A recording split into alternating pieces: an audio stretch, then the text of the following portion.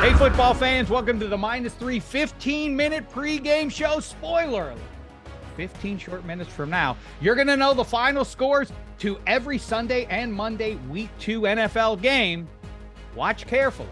You sure you want to know this? You want it all spoiled for you? You do? Great. Real quick, before Kevin Hench, Eddie Spaghetti, and I jump into Week 2, quick look back in the rearview mirror. Here's how we did last week. Lo and behold, look who won the week there. -3 guy, Hench. We got to give this guy a name. He's the best. So does it make sense for it to be Lemieux? Should it be Brady Lemieux? Maybe that's his name. Brady Lemieux. I like, 66. But for the human beings, I did pretty well. You did very nicely. Muzzle tov on your victory there. But again, that's in the rear view mirror. Now let's look ahead to the near horizon. Let's make our picks for Week 2. And we'll start off with a game that might be, I don't know if you've observed this, sneakily, maybe the biggest game on the schedule for the number 1 seed in the AFC. If the Jags beat the Chiefs head-to-head here and get to 2-0, and the Chiefs are their, you would assume, their primary competition for that number 1 slot, doesn't this kind of get the Jags way far ahead to getting that number 1 seed just 2 weeks into the thing? Of course. So how say you? Okay. Chiefs are giving 3.5 down in Duval County. The total on this one is 51. I like the Chiefs to right the ship here for a number of reasons. Obviously, big advantage for KC with Chris Jones getting in there. We don't know how up to speed he's going to be. We do know that Jags O-line is decimated by injury. Kadarius Toney, as a side note, great best bet to augment Kelsey in the passing game. We assume Kelsey's going to be out there after practicing on Wednesday. Reed indicated you get him back on track by targeting him. Kadarius Toney, plus 240 for a touchdown for him. Chiefs win at 34-30. Well, social media certainly targeted him. Poor guy. I'm surprised still in the country. Then he deleted his Twitter. Take that, everybody. I felt like a genius on opening night when I bet the Lions money line and I gave all the reasons why the Chiefs might miss the playoffs, plus 350. But 2 of those reasons, Chris Jones and Travis Kelsey are big reasons on both sides of the ball. So I like the Chiefs 31-27. I think it goes over. I think they cover the 3.5. As much as I would like them to be 0-2, I don't see it happening this week. Yeah, opened at 3. Now there's the hook on the end of there, but no matter to me and Hench Spaghetti. How say you? Well, I said in -3 a couple weeks ago that I had the Jags and the Chiefs in my AFC title game.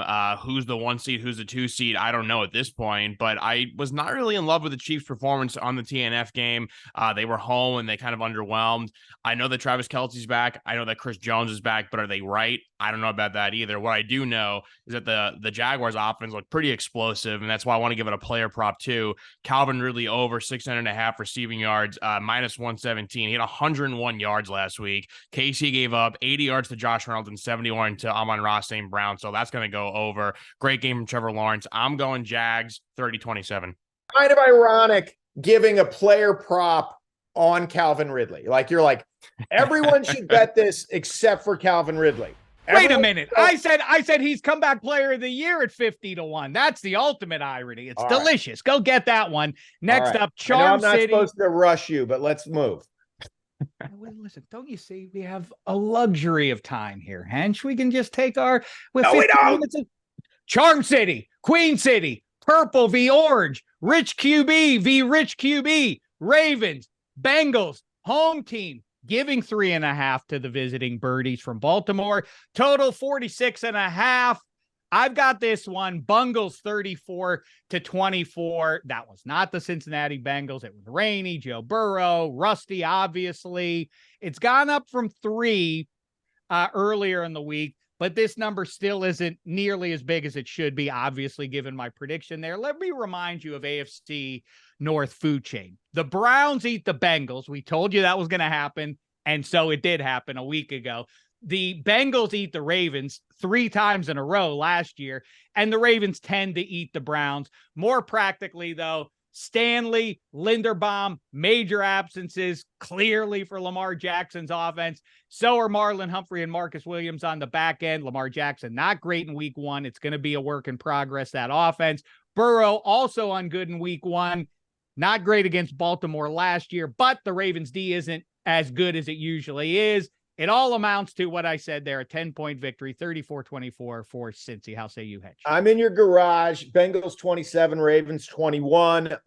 It wasn't much fun watching the first day of OTAs with the Bengals, only it was a regular season game. Like, it was like, have you guys practiced together? I mean, it was an abomination. I know it was in the rain, but there was no excuse for how terrible they looked. I don't think that's the real Bengals. I think what we learned about the Ravens with their, I think, 265 total yards against the Texans is they're not that imposing. I think we did learn something about the Ravens opening week. I don't think we learned anything about the Bengals. I like the Bengals to cover. Spaghetti.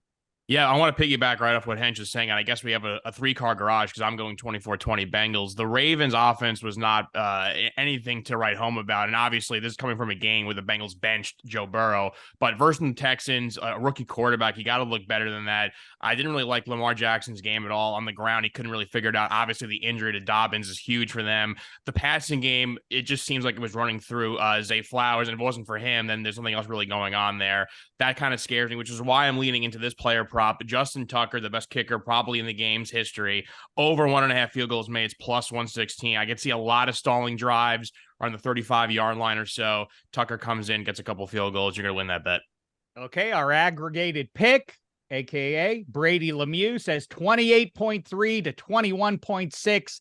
Comfortably, the Bengals win it, and this game goes over.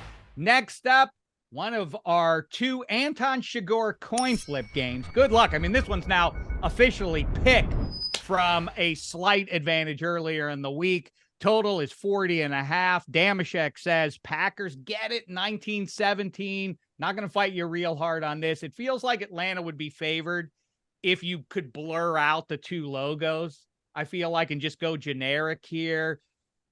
I'm going to go, though, with the Packers nervously. How say you, Hench? Well, it's funny, we both were kicking ourselves because we both wanted to pick the Packers for that 7th spot in the NFC playoffs, and we both went Seahawks, and like right out of the gate, we knew that there would be a cloud lifted in Green Bay, that this might, this team might be pretty good and certainly underestimated. That said, this thing of your best player grabs the back of his leg on a long touchdown, and this idea that, like, we'll see how it goes, like, he's not going to play. Have we ever seen a guy grab the back of his leg at full speed and then play the following week?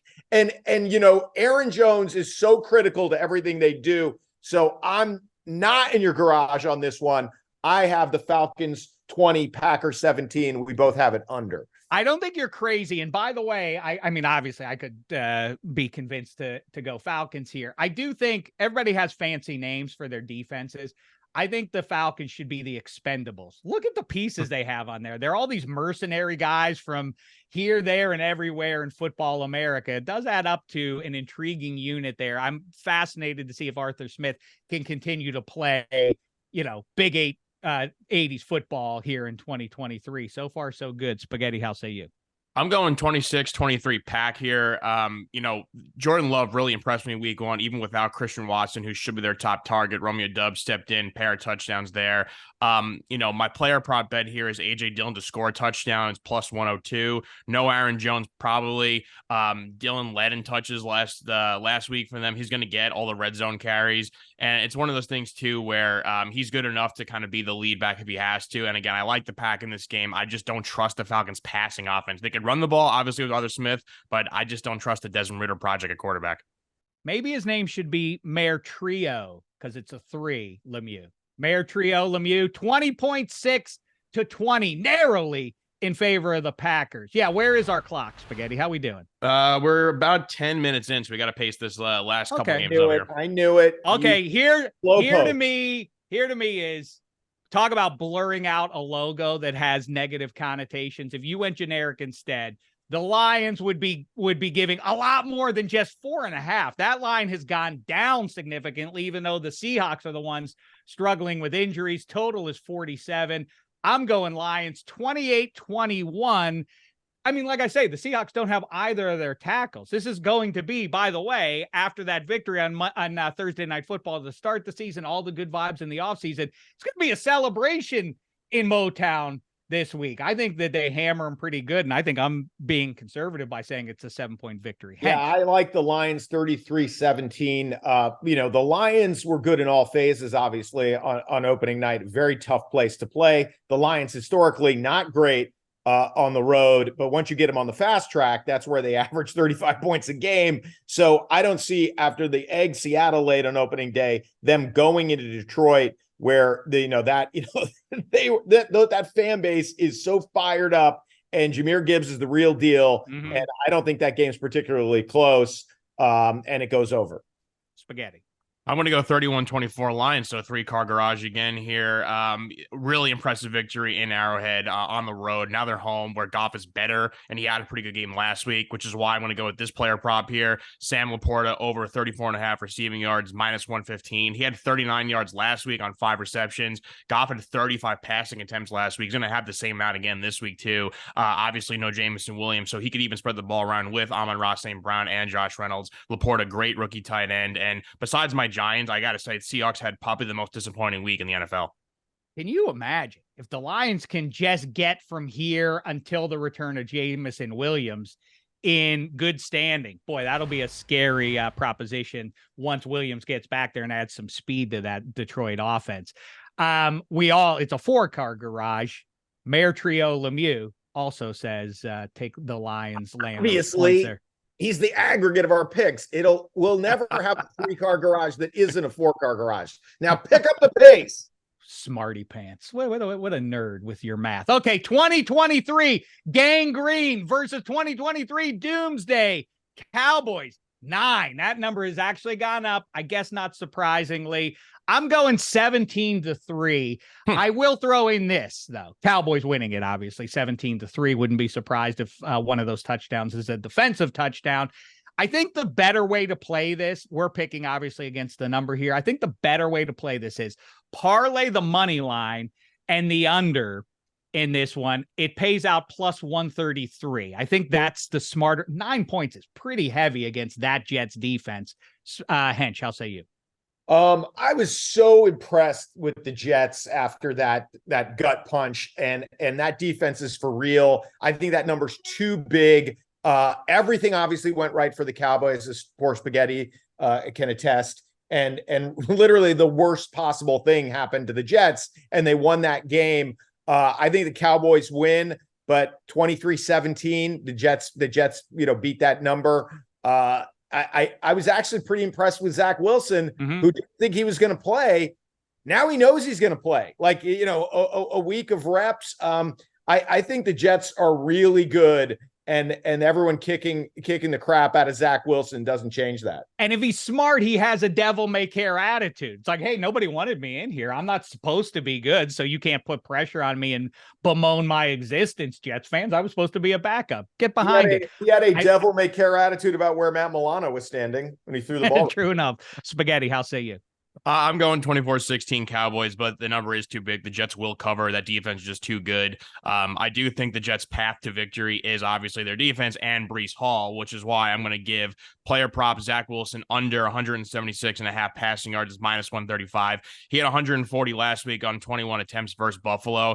Hench pointed out that Dallas defensive line, that front is absolutely insane. It destroyed the Giants. I think Robert Saleh knows that you cannot rely on Zach Wilson chucking the ball to win this game. So I do think the Jets will have a decent game on the ground too, because Dallas defense is kind of weak versus the run, but Jets will cover. Do we have enough time to point out that you argued with me when I said that the Cowboys D line would destroy the Giants offensive line? Or Hence, we got to move on. We got Dallas Patriots up next. Okay. We got to move on. Yep. Oh, that's a shame we can't talk about that. All right, Pat Patriot get-ups making an appearance for the home team up in Foxborough. Dolphins paying a visit. They should wear the helmeted Dolphin. No, don't have time to talk about it. Home dog +3 for the Patriots, total 46.5. I'm going with my Dolphins, 24-20. What'd I say? You said my Dolphins.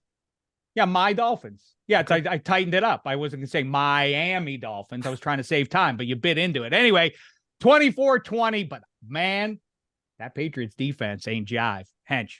The Eagles averaged 4.1 yards per play against the Patriots. I bet that number is never that low again for the Eagles for the rest of the season. The Patriots defense is for real. Obviously, the one guy who has proven he can scheme the cheetah is Bill Belichick. He's not going to be like the fact that he was just running free past JC Jackson. You're like, there's no help over the top. That's not going to happen one time.